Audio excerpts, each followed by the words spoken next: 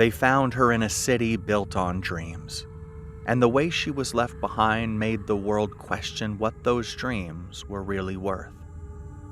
This is the story of the Black Dahlia, the girl who became a myth.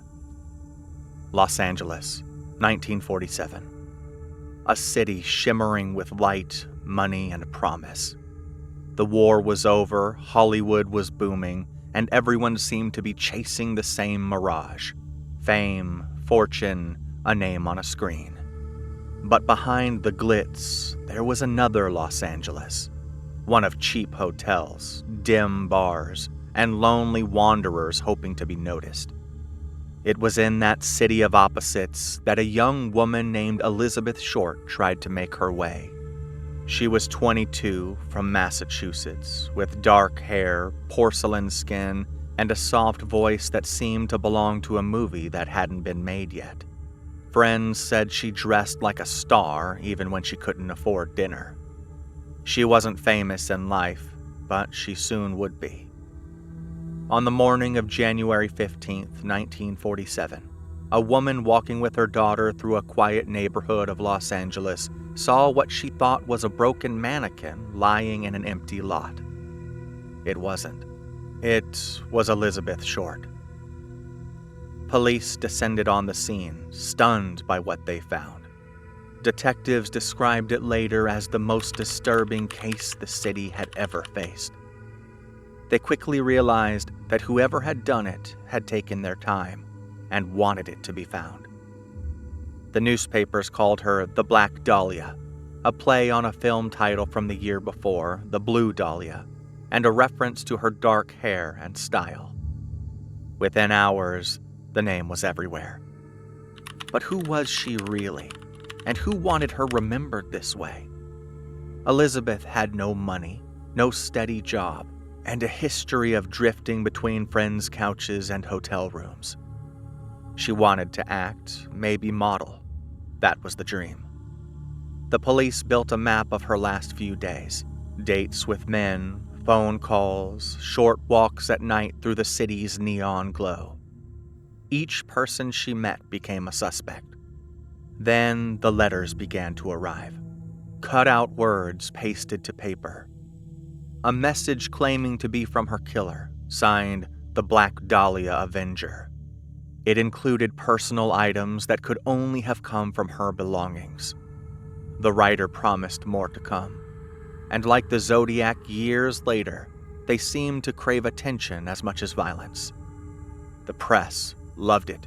The public couldn't look away. And in the chaos, the truth began to blur. Los Angeles had never seen anything like it. Front pages screamed for updates. Photographers followed detectives. Reporters printed rumors as if they were clues. One journalist later admitted, "We weren't just covering the story, we were feeding it."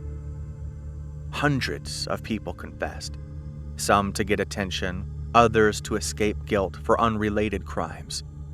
The LAPD interviewed more than 150 suspects. Actors, doctors, servicemen, even a few police officers. Everyone wanted to be close to the story, even if it meant being part of it. But no one could prove anything. Among the many names, one stood out: Dr. George Hodel. A wealthy physician known for his charm, intelligence, and secrets. He had ties to the art world, to powerful people, and to the darker corners of Los Angeles society. Years later, his own son, a former homicide detective, claimed his father was the killer. Evidence from old files and recordings seemed to suggest he'd been under surveillance for other crimes, and once said something chilling. Suppose I did kill the Black Dahlia. They couldn't prove it now. But proof never surfaced. No charges were filed, and the case went cold.